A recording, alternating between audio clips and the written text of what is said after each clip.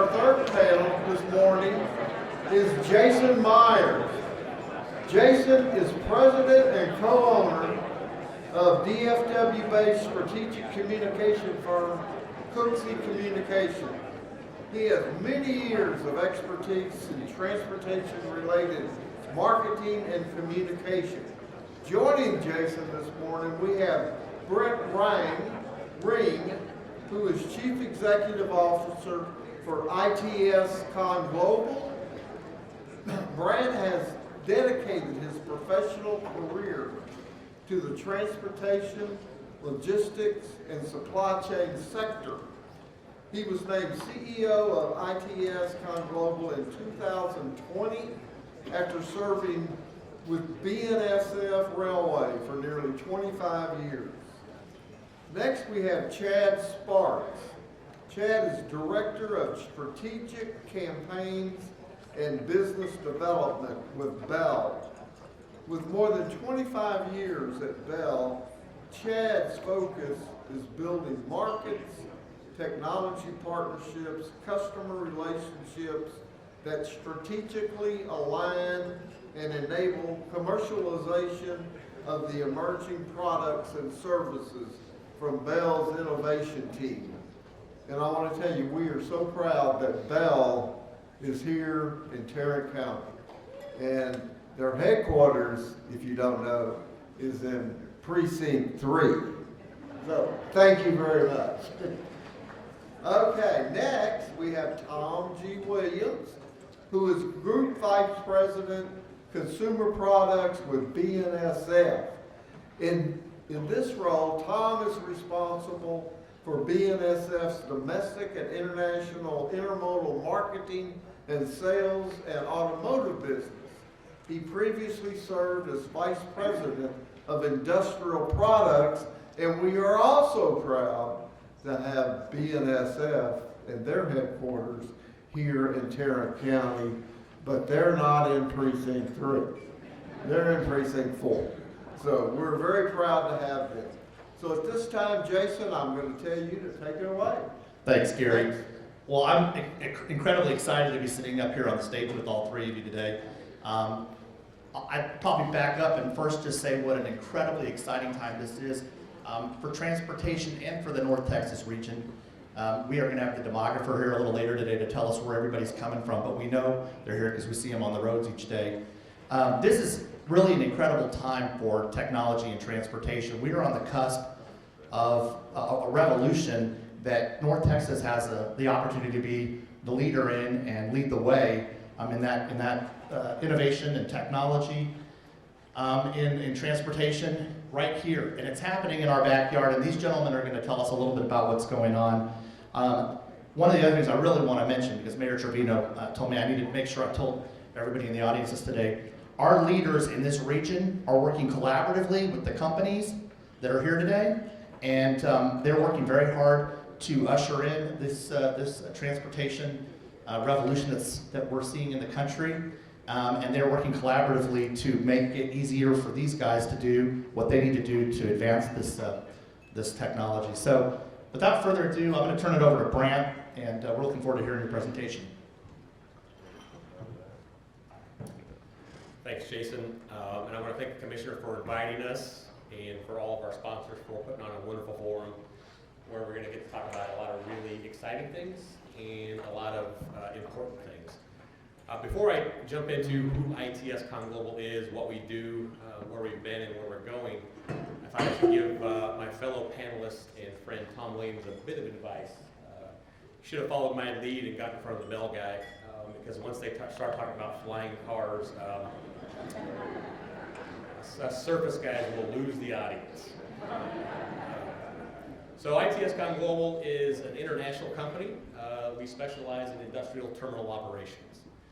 So our nearly 4,000 associates, what we do is we operate terminals where around 3 lines of business. So we have our automotive terminal business where we load and unload finished vehicles to and from rail car for our Class 1 clients, like BNSF Railway.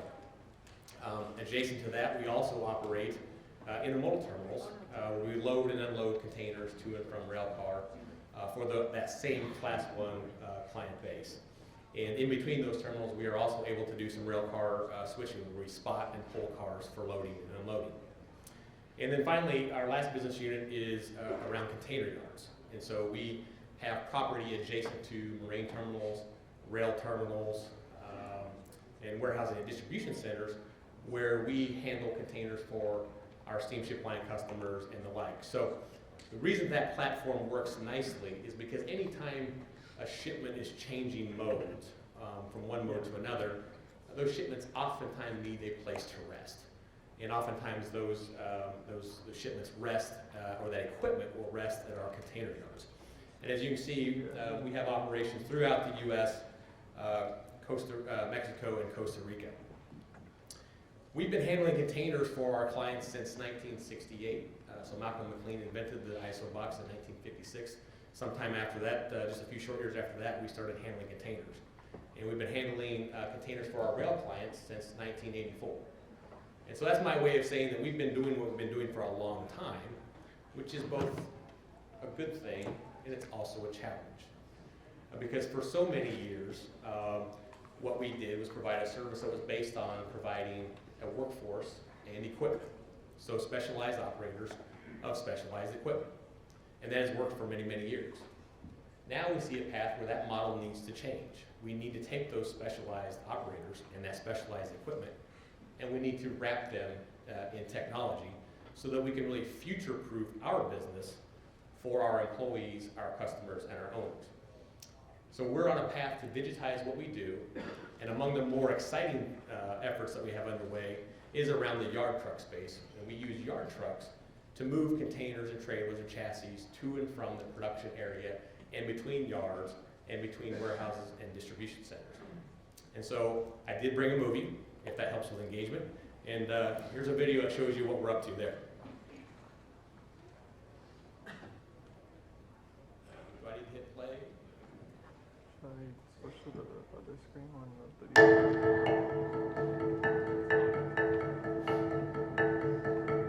The COVID-19 pandemic has posed significant challenges to the supply chain globally. First, multiple national lockdowns slowed or even temporarily stopped the flow of raw materials and finished goods. Then, contrary to most expert predictions, a remarkable return of shipping demands created further disruptions as volume surged, leaving the global supply chain struggling to keep pace. Often, in uncertain economic environments, companies slow their technology investment. But to become more resilient, efficient, and future-ready, we must fast-track technologies as artificial intelligence, remote operations, and automation. That's why ITSC ConGlobal has partnered with Phantom Auto, the leading remote operations software provider, to help us deliver industry-leading employee safety, customer service, operational efficiency, and operational resilience. Today, we're rolling Phantom Auto's technology to our depot container yard network. Using our strategically located depots across the U.S. as sandbox environments, we can comprehensively test, scale, and move from transactional to transformational.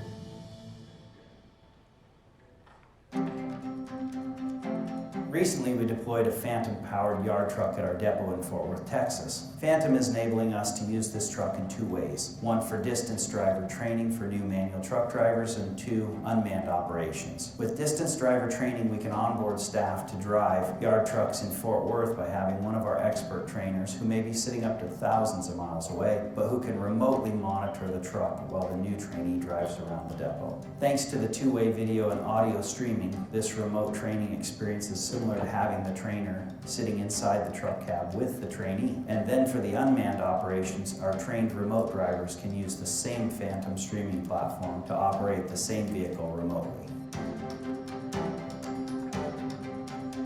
Today, we are strengthening our core operations by using Phantom's remote monitoring technology to centralize training programs, enhance safety, and provide driver performance visibility and compliance.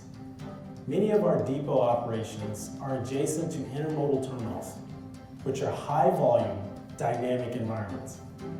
By deploying Phantom-enabled yard trucks into our depot network, we can train intermodal employees outside the intermodal terminal on production moves in a safe and controlled environment. Training in this way is cost-effective and gives new hires real-world experience. We're also equipping several more trucks in our network to be used for distance driver training this year.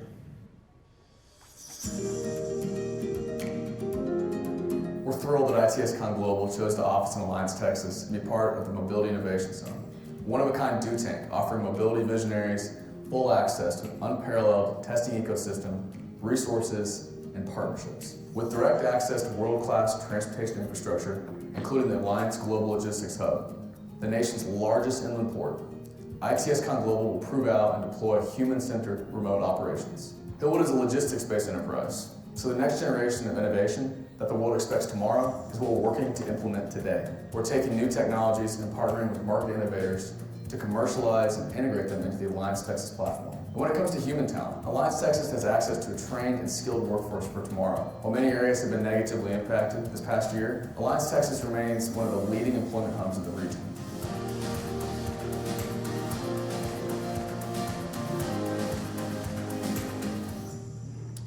So Jason, I'll look forward to talking about this exciting effort and a number of other projects that we have underway. Turn it over to Chad.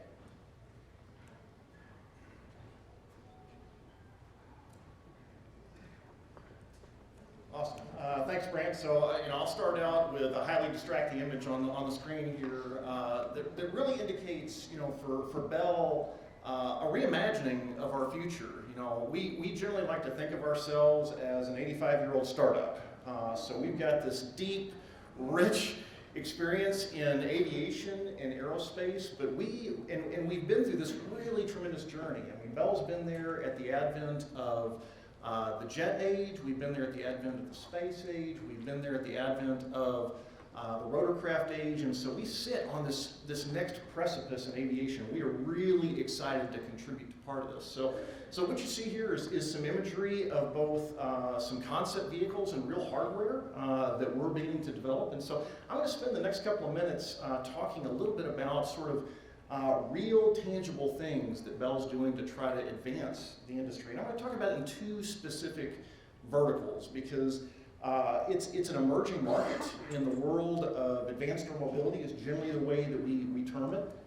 That's full of new technologies, new use cases, new business models, and frankly, new ecosystems that surround those technologies. And so Bell's been really deliberate about trying to find the right balanced and pragmatic approach where you leverage the 85 years of history that we have, but you still lean real heavily on the innovative DNA that's really in our essence. And so lots of cool concepts here. We've got everything from rotorcraft that convert over and fly like airplanes and then fold the rotors back and convert to jet power. We've got aircraft where we're experimenting with existing platforms today in terms of advanced forms of autonomy, advanced forms of propulsion. But the one I'm going to spend a little time talking about, just because the center of the discussion today is about the logistics industry, is this little guy on your bottom right there that we affectionately refer to as the autonomous pod transport. And that's a good lesson for all you people in marketing that you should never allow the engineers to name your products in any fashion. But we're going to talk about this guy today because that vehicle is all about how we are leveraging this emerging technology in more electrification, in more automation and autonomy to really unlock new and really compelling use cases in the industry today. So where we start, though, is a pretty interesting place. I'm a technologist at heart. I love building things that fly. That really excites me. But the challenge in a new and emerging market like this is really understanding all of the puzzle pieces that need to come together. And so we've actually spent a lot of time developing really sophisticated modeling and simulation tools that begin to look at not just what is the aircraft that I need for a use case. Historically, we would have thought in terms of speed and payload and range, but this is about what's the network of vehicles. What are the multimodal system of systems of vehicles that ultimately create value?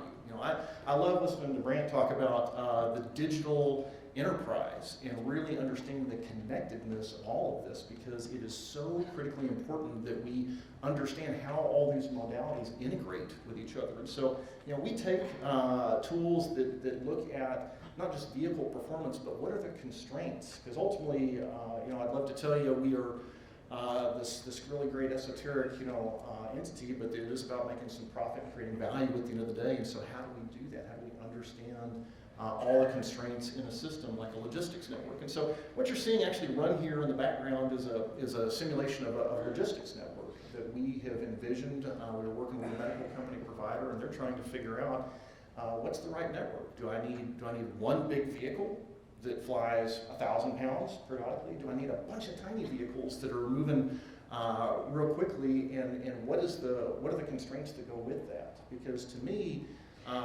making an aircraft that flies is pretty easy. Understanding if the vertiport that you design needs to have 1 megawatt of power, 3 megawatts of power, how many landing sites does it need? What sort of connectivity does it need? Do you need 5G at these different locations? And so this is all about understanding and optimizing around different use cases. And so really fun and powerful set of tools that we're using, and what's exciting to me is being able to collaborate with this whole new ecosystem set of partners. So having great conversations with the team at Hillwood and understanding, what is the footprint on the ground need to look like, what's the infrastructure, talking to folks like Brant and the BN team about, what are the modalities that we need to connect to, talking to urban planners in cities and understanding, how do we want to manage the curb and how do we want to manage ecosystems? Because air taxis are fun and exciting, and I get it, right? It's a great vision of the future. There's a lot of challenges that are there, and we're trying to sort of suss those out through some of these modeling and simulation tools.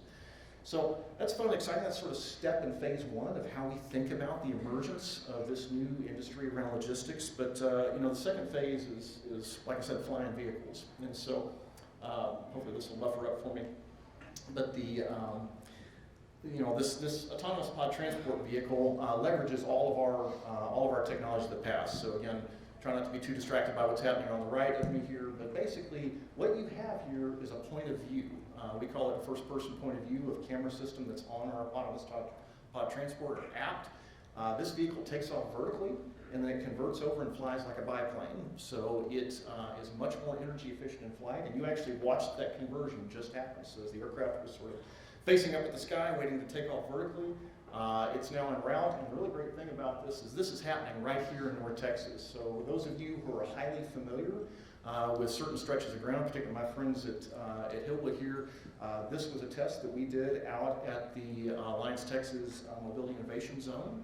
And what we were doing was, again, trying to understand the ecosystem that supports these new sets of vehicles, because there are lots of complications. We'll get to some of those questions, I'm sure, through the dialogue here. But when we think about the things that are enablers, understanding how we deconflict the airspace between general aviation and commercial aviation and these new forms of aviation that we're trying to enact. So we've got a great sort of radar network that we deployed to sort of get that spatial awareness. We did that in collaboration with NASA in the Mobility Innovation Zone. But really trying to understand what are the key enablers, what are the technologies that we need in order to do so.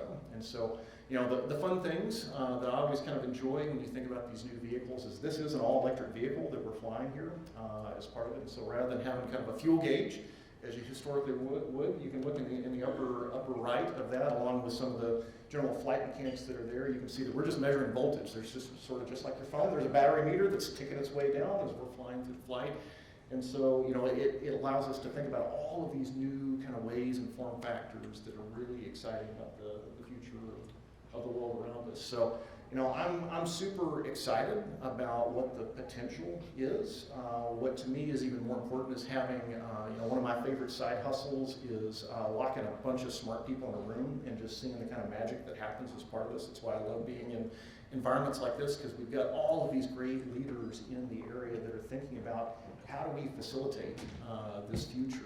How do we create all these things together? The work that we're doing through TRTC is really important as we collaborate between public and private on how we enable these things, because I'll gladly hold my hand up and say, I cannot do it alone. Bell cannot do it alone. And so having these great collaborative partnerships with all of the entities that are part of that broader ecosystem are a really exciting future. And so as much fun as it'd be to watch the aircraft drill holes in the sky, I want to make sure we give some deference to my other friends on the stage here. We got lots of fun conversations and questions, and so I'll turn it over to my friends at BNSF. Did you see it happen, Tom? My name is probably not Tom. Opening slide, Tom. Opening Well, slide. I gotta tell you, I still think trains are pretty cool, but that was pretty cool too.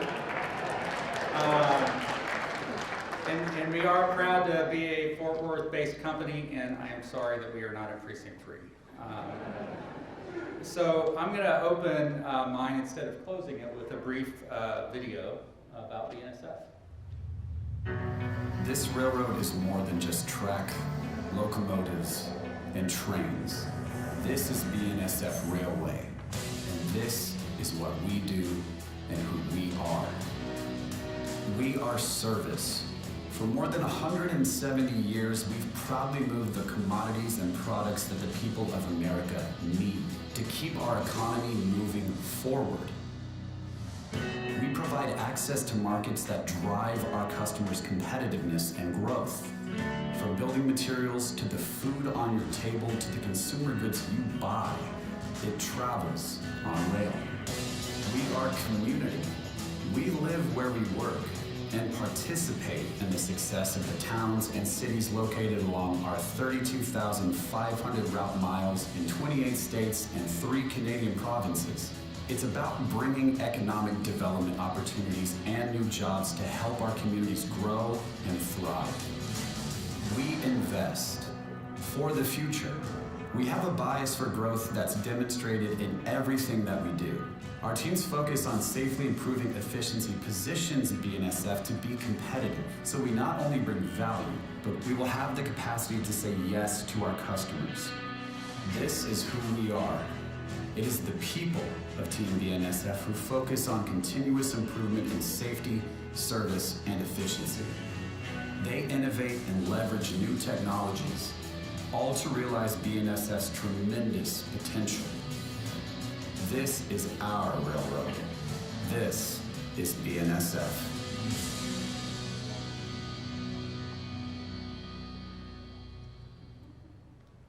All right, so as you can see in the video, at BNSF we're committed to investing, innovating, and continuously improving, much of which is driven by technology.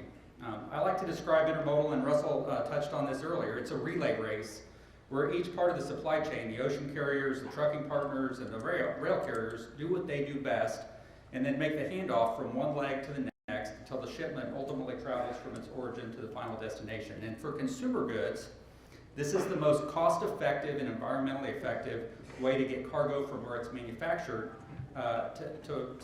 into the hands of all of us. And I say all of us because I am quite certain that everybody who lives here in North Texas has bought something over the last 2 or 3 months that has moved on a BNSF train through the Alliance distribution network and ultimately through stores or online purchases into our hands. And our customers, they understand the value of combining modes of transportation, not only to save money, but also to reduce their environmental footprint. Railroads handle about 40% of the long-haul shipments in the U.S., but only account for 0.6% of the total U.S. greenhouse gas emissions.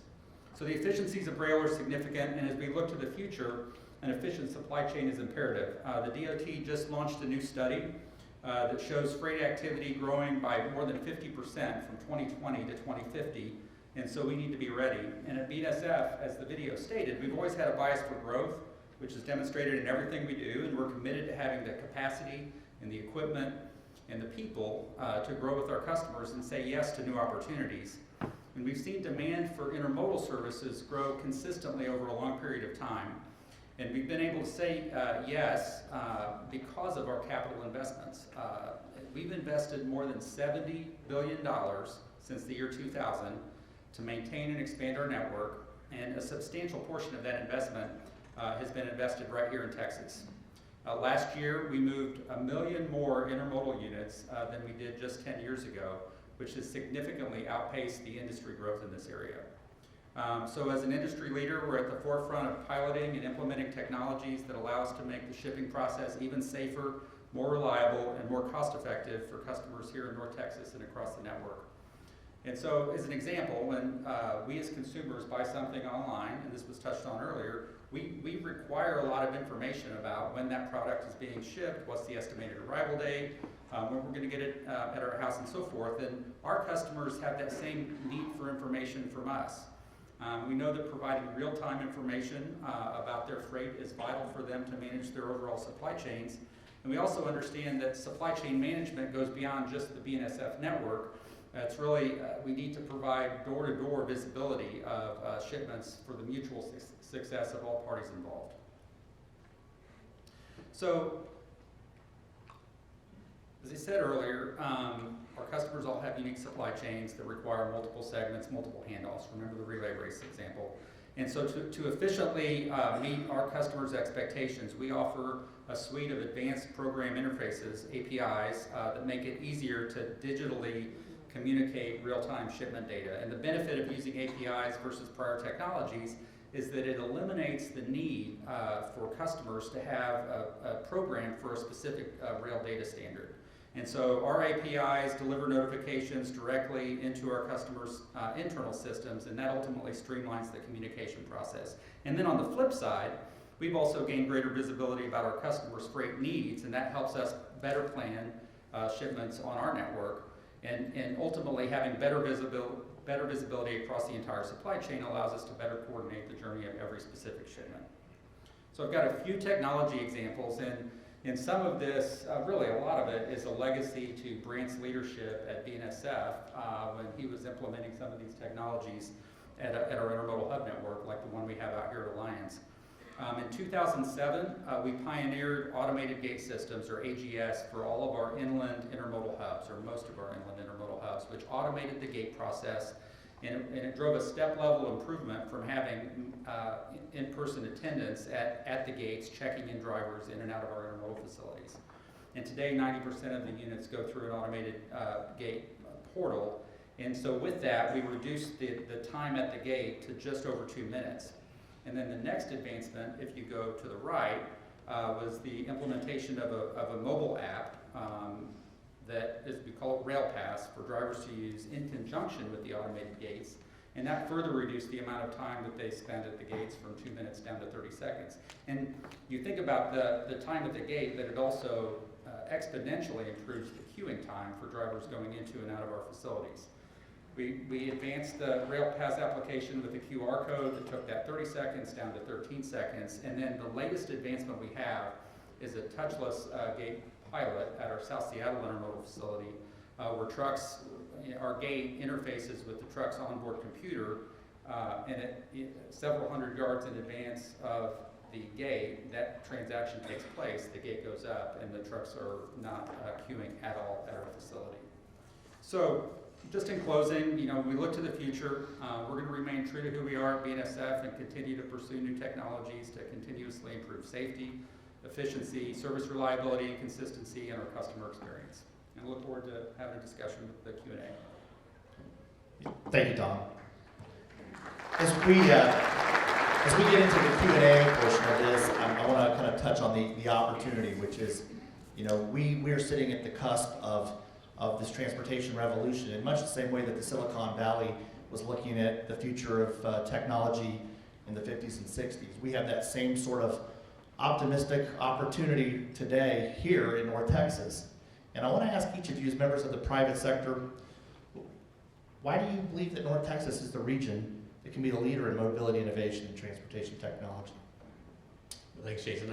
I think that's true, and I think referencing Silicon Valley is a good compare and contrast. So I believe the first panel mentioned that any prominent ecosystem for innovation, the experts will tell you it needs access to corporates for the capital that the corporations bring, need access to startup companies, need access to higher education, access to forward-thinking policymakers, and last but not least is the infrastructure piece. And I think Hillwood has done a great job through the Mobility Innovation Zone of bringing all of those contributors to this ecosystem and really strengthen the ecosystem that we have available to us today. The key differentiating factor, though, is that specialized infrastructure, because here in North Texas, it really is the nexus of all modes. So it's where air meets rail, meets surface, meets road transportation. And so what we have the opportunity to do here with our ecosystem is take physical proximity of those modes and optimize those through digital connectivity. So for example, the gate technology that Tom talked about, and our company has a gate technology as well, you can have automated gate systems at a rail yard, at a container yard, and in a warehouse and distribution center that are connected. And that gives you a more real-time view of the inventory and the status of that inventory at each of those 3 terminals. You can then take that connected information and you can put that into the mission plan for our yard trucks. So our yard trucks can then make those movements between those terminals in a much more efficient way. And so it really is those contributing factors that Hillwood has brought together, bolstered by the specialized infrastructure in my mind. Yeah, I completely agree everything that Brant's saying. The couple of things that are impactful from more of an aerospace perspective that I think is really unique, particularly about the MIS and what the Hillwood team has put together, is from a vehicle design and development standpoint. You know, there are very traditional ways that we approach flight testing and design and development of aircraft, and so you know we do those out in places where there's 3 tumbleweeds and 2 jackrabbits as we work through a certification program. But there's a moment as you begin to really imagine how you commercialize these technologies, particularly in this emerging market, that you need to have representative environments, and that's why the MIS is such a unique piece of architecture here, that we have the reality, physical assets, as Brant talked about, of all of these modalities coming together. And for us, the complexity of the aerospace is both a challenge and a benefit. We ultimately, in order to do, whether it is logistics movement or passenger movement at scale in these emerging markets, you have to be able to navigate these types of environments and do so really effectively. And so, that's a really compelling piece. The other thing for me, just unique to North Texas, is also just the talent, the access to talent that we have in the area is really remarkable. It's through the university systems, it's through some of the startups, but it's really a part of the pioneering DNA that I think is just inherent in this part of North Texas. Yeah, I'm building on what's been said. I mean, I think the density of economic activity here in North Texas gives you the bang for the buck. We touch 1 million intermodal units a year now at the Alliance Intermodal facility, and so the technology that we're deploying there on the gate, when you have that many drivers going through, you can see the benefits, there quicker than you would at a less dense facility or an area with less, a lower density of economic activity.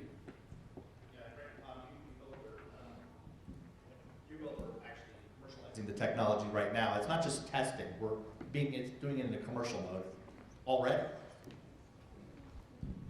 I think that's important to reinforce. I think Chad mentioned it in his opening comments that this technology that we're talking about, it's not a science project, and we don't actually have to wonder if the technology is going to work. We've actually seen it work.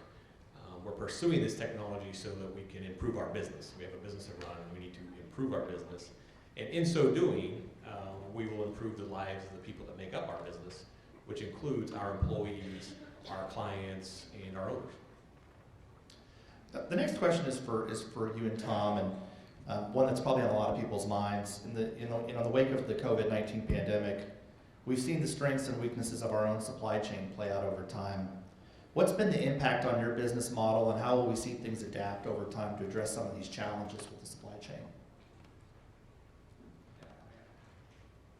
I think certainly we saw the power of the intermodal transportation model throughout the pandemic. And we had an all-time record year for intermodal volume on our network in 2021, but at the industry, if you go back to midsummer of 2020, for the 12 months into the midsummer of 2021, we were a very, very reliable source of capacity when the nation needed it the most to get goods to markets where there was demand. Now, that being said, we also saw how interconnected intermodal networks are, and so a dislocation of capacity in one part of the country could have an impact in another part of the country. And so, a warehouse shortage in the Midwest ultimately could spill over into freight flows into North Texas, with capacity being consumed because of that issue. So I think we really saw the impact of this interconnected intermodal network. Yeah, and I would just add, and I alluded to this in my opening comments, you know, we think about technology in that, you know, and it was referenced in the first panel, that technology is developed at an exponential pace. Because technology is developed at the speed of human ingenuity. Technology is adopted at a much slower pace, a much more linear pace, because technology is usually adopted in time of need. And so you either have to see the need, anticipate the need, to drive adoption. And so an example that I would like to share is that, I mean, video conferencing. So Skype was invented in 2003. Zoom was released in 2012. And Microsoft Teams was released in 2017, right? But it wasn't really until the last couple of years that those products really took off. And that's what we're seeing in our business. And so we're seeing the stakeholders for our business searching, clients like BNSF searching for those digital solutions, searching for those advanced solutions. Our employees, our customers, our owners are both expecting and embracing advanced technology because now they see the need. Chad, you know, when we start talking to folks about, you know, drones and autonomous vehicles, naturally the first question is regarding the safety of it all. Can you speak to what the checks and balances are on safety and how we can assure the safety of these new technologies? Yeah, I appreciate that question, because it does come up often.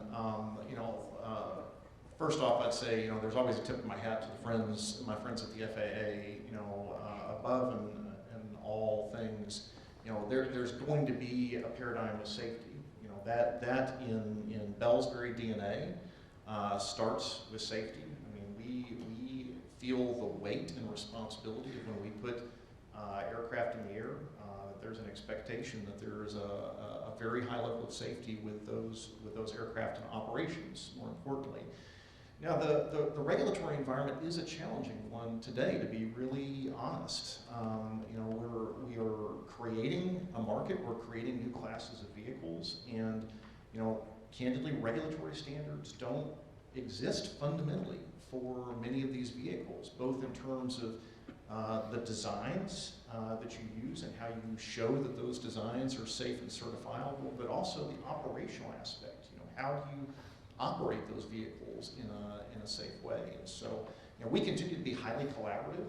One of the ways we're approaching that is by partnering very strongly with NASA, who's generally an informing entity for the FAA, to work with them on projects to understand how do you integrate into the airspace, how do you demonstrate safe design, safe activities with the aircraft. You know, but the other piece that I like to always tack on to the regulatory discussion has been even if, right, we run through the gauntlet of all of the regulatory hurdles that it takes to certify vehicles and operations, community acceptance is such an important piece of what we're trying to accomplish here as well. Because if you don't have that component, if you don't have buy-in of the communities that you're trying to serve as part of this, it's going to be a very hard putt at the end of the day. And I'll give you very interesting examples of this that I've seen in adjacent industries, particularly in the small unmanned vehicle space. You know, generally, what we have seen early on is when police and fire departments were early adopters of some of the drone technology that was out there. It was very interesting to see the ways the communities responded to both of those types of players. Generally, communities were wildly accepting of the fire departments that were utilizing the vehicles, because there was an intrinsic understanding of the fact that they were doing things to benefit the safety of the community and help rescue people and, you know, de-escalate situations.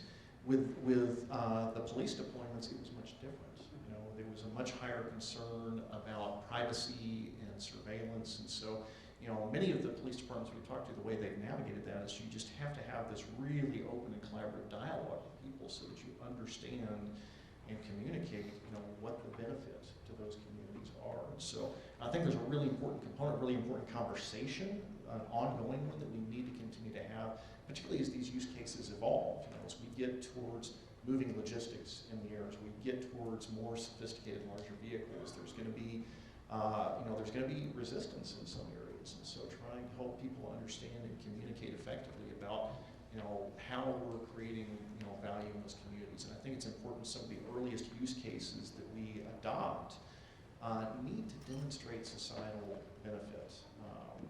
I think it's hard to make a lot of mental arguments, at least from where I sit, about, hey, I delivered a pizza to your front porch. That's interesting and kind of fun, and there's a novelty to it, but I think for widespread adoption, you've got to clearly articulate use cases that just have this intrinsic understanding of you are creating value in the marketplace. Great. Well, you kind of touched on the next question, and I'll open it up to both Brant and Tom here, but what other inequities are you seeing in the policy arena, and how can the public sector help, and how can we as concerned transportation advocates help in communicating to our neighbors and friends?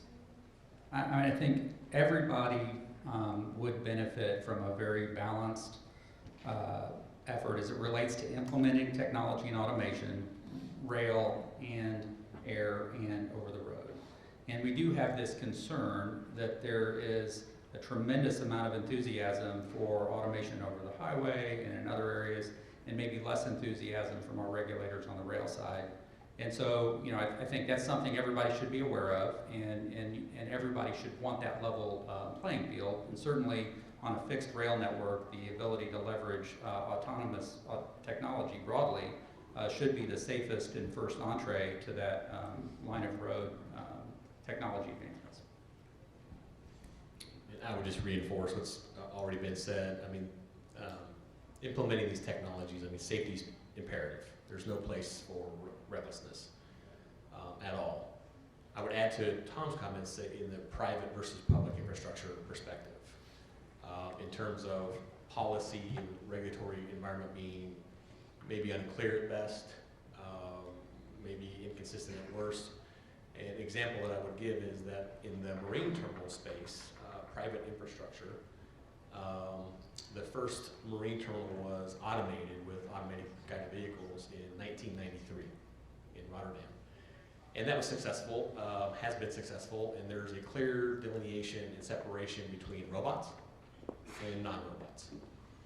And that separation between robots and non-robots in private infrastructure still exists today. The most recent automated terminal in the Port of Los Angeles has that same delineation and separation between autonomous vehicles and non-autonomous vehicles. But we don't see that same sort of expectation out on the public infrastructure and that clear delineation and expectation. So we share that concern, and we watch that closely, and we're working to make sure there's a balanced approach when it comes to public infrastructure versus private workplaces. I want to switch gears here to the equally important piece of workforce development and how we prepare the next generation of workers for this opportunity. We've always had an excellent landscape for business and business growth, but we need people. Let's talk a little bit about that. What trends are you seeing, and how do we need to prepare ourselves? And I'll start with you, Tom, being one of our largest employers here in the region. I think in two areas.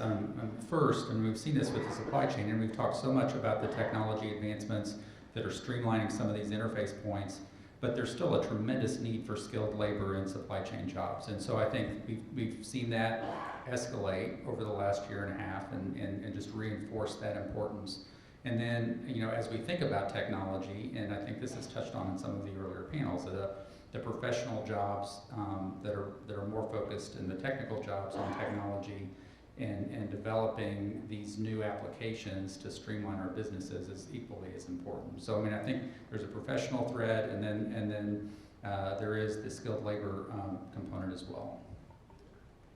Yeah, I'd agree. There's definitely a skilled labor piece. The one area that I think has become heightened from our perspective, particularly over the last 2 to 3 years now, is you've heard this thread a couple of times now about the way that all of our businesses are working towards digital thread, digital twinning.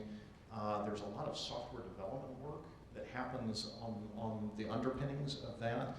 And it used to be, I could roll back the clock a decade ago, and when we were looking for talent, I needed aerospace engineers and mechanical engineers, in designing components. You know, what we're seeing just some brutal competition for now is on the software development side, and double E's and software folks in particular, because it's not just I'm competing with other passionate folks in aerospace. I'm competing with fintech. I'm competing with the Googles and the Amazons. You know, so I'm trying to find folks that have got deep understanding of how we architect and develop software that's ubiquitous across a number of adjacent industries now. So the competition is fierce in those areas, and often what we do is try to curate talent, even starting all the way back at the high school level.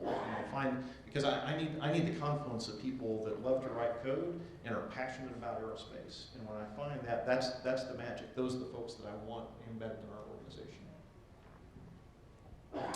So the way that we think about this is in terms of technology creators and technology users. And so what we love about what Hillwood has done by bringing the group of stakeholders together is that they've created what Russell called a do tank. I mean, he had me at do tank. It's not a think tank, it's a do tank. And they've brought together creators of technology and users of technology. And what we need to see in our business and what we could use help from in the educational institutions in middle school and high school and higher education is, everybody is aware of careers, opportunities, and skills needed to be a technology creator. But we need to see the same sort of emphasis and the same sort of mechanisms in elementary school, middle school, high school, and college to give the same sort of awareness and emphasis on and training and skill toward technology users so that we can drive the adoption. This is great dialogue here. Well, I have one final question for each of you, and we'll make it real quick. What are you most excited about in your industry? Like, if we're looking 10 years down the road, what is this world going to look like here in North Texas? And how are you all to be a part of that? It's an exciting place to live and do business. I'm excited to be part of a company that is going to contribute to the future success of this region, and so I would just leave it at that.